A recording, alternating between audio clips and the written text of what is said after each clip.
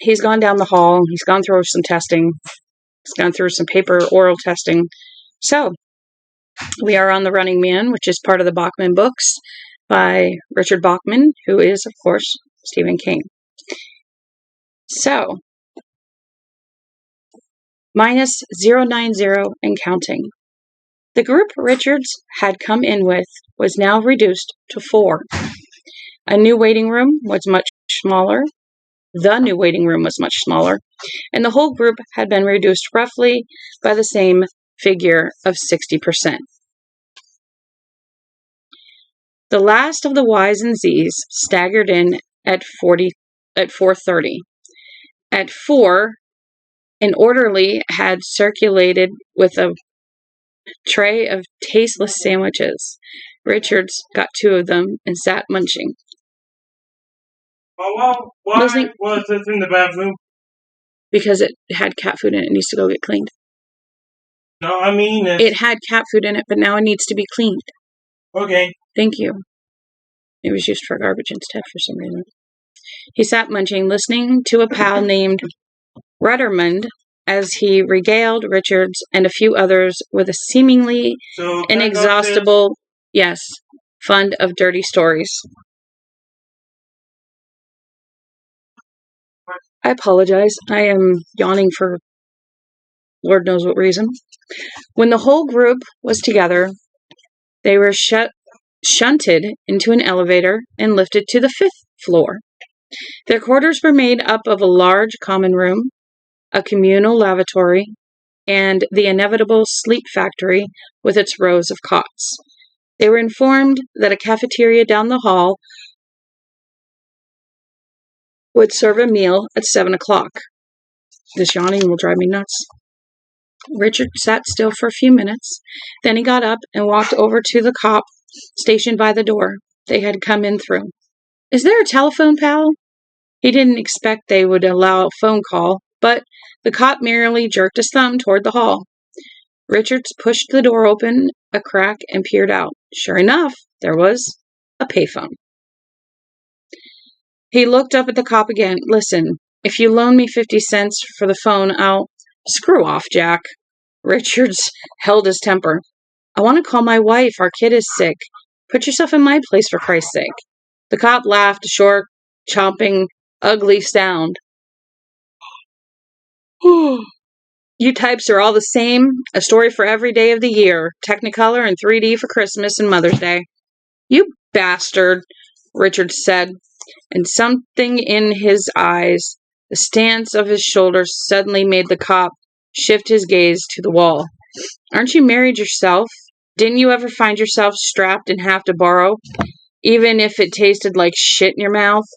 The cop suddenly jammed a hand into his jumper pocket and came up with a fistful of plastic coins.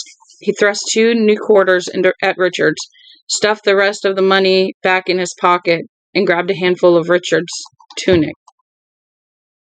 "If you send anybody else over here because Charlie Grady is a soft touch, I'll beat you.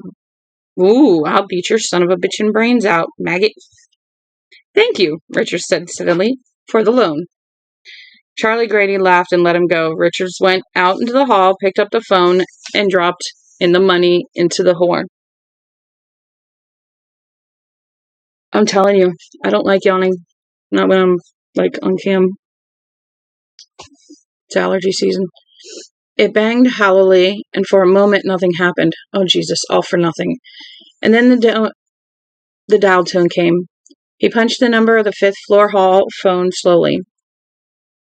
An itch. Hoping the Jenner bitch down the hall wouldn't answer. She'd just as soon yell wrong number when she recognized his voice, and he would lose his money. It rang 6 times, and then an unfamiliar voice said, "Hello? I want to talk to Sheila Richards in 5C. "I think she went out," the voice said. It grew insinuating. "She walks up and down the block, you know. They got a sick kid. The man there is shiftless." "Just knock on the door," he said, cotton-mouthed. "Hold on."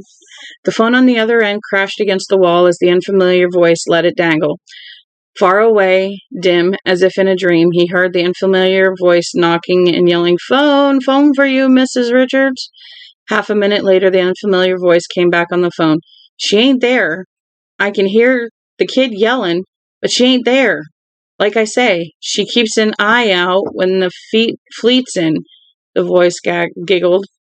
Richards wished he could teleport himself through the phone line and pop out the other end like an evil genie from the black bottle and choke the unfamiliar voice until his eyeballs popped out and rolled on the floor.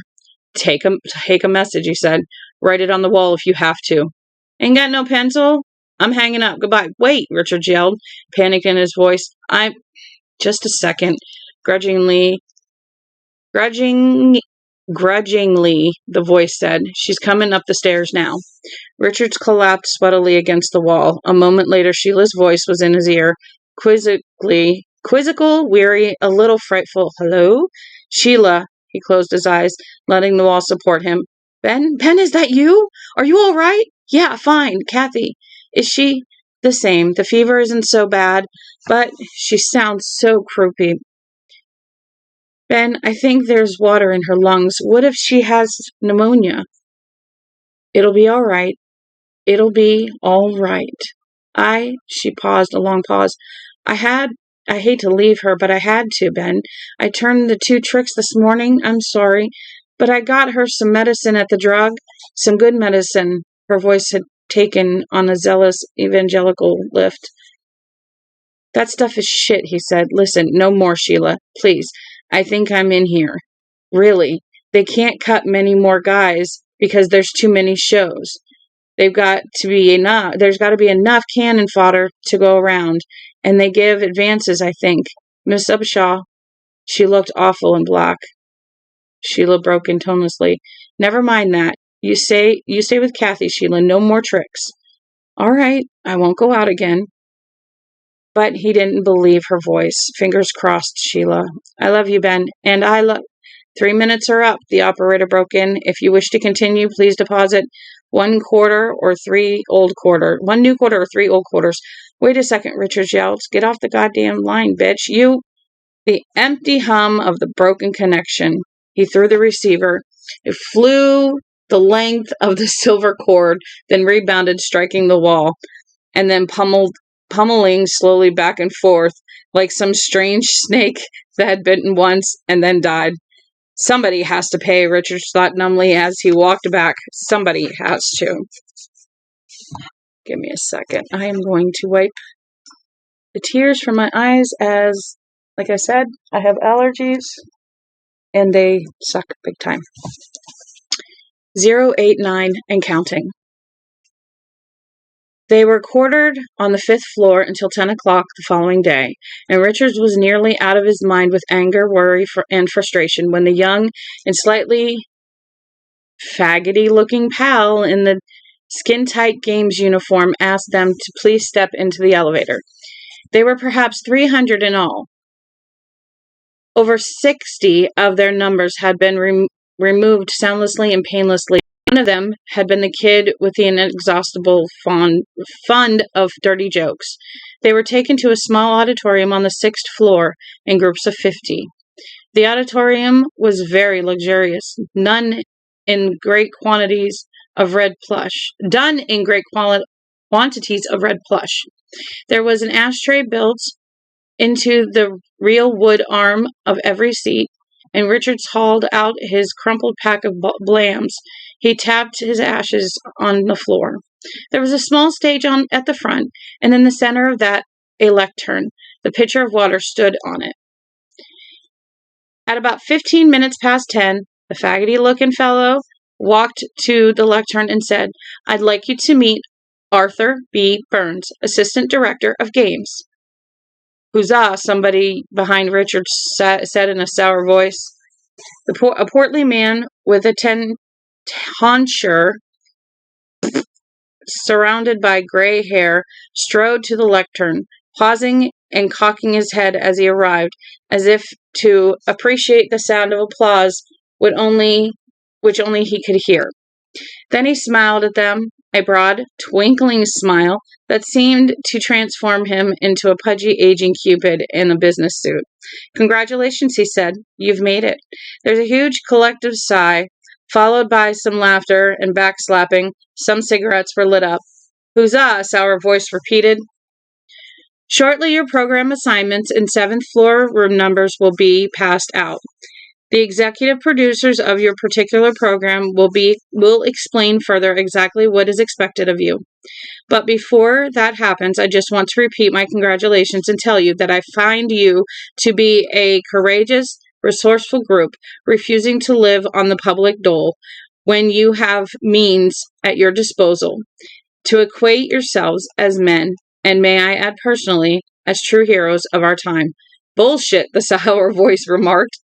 "Furthermore, I speak of the entire network when I wish you good luck and Godspeed." Arthur B. Burns chuckled porkily and rubbed his hands together. "Well, I know you're anxious to get your assignments, so I'll spare you any more of my jabber." A side door popped open, and a dozen games ushers wearing red tunics came into the auditorium. They began to call out names. White envelopes were passed out, and soon they littered the floor with confetti, like confetti. Plastic assignment cards were read, exchanged with new acquaintances. There were muffled groans, cheers, catcalls. Arthur B. Burns presided over it all from his podium, smiling benevolently. "That Christly, how hot can you take it? Jesus, I hate that heat. The show's a goddamn two-biter comes on right after the flick tunes, for God's sake. Treadmill to Bucks. Gosh, I didn't know my heart was. I was hoping I'd get it, but I didn't really think. Hey, Jake, you ever seen that Swim the Crocodiles? I thought nothing like I expected. I don't think you can. Miserable goddamn. This runs for your guns. Benjamin Richards, here." So everybody was talking basically about what they got.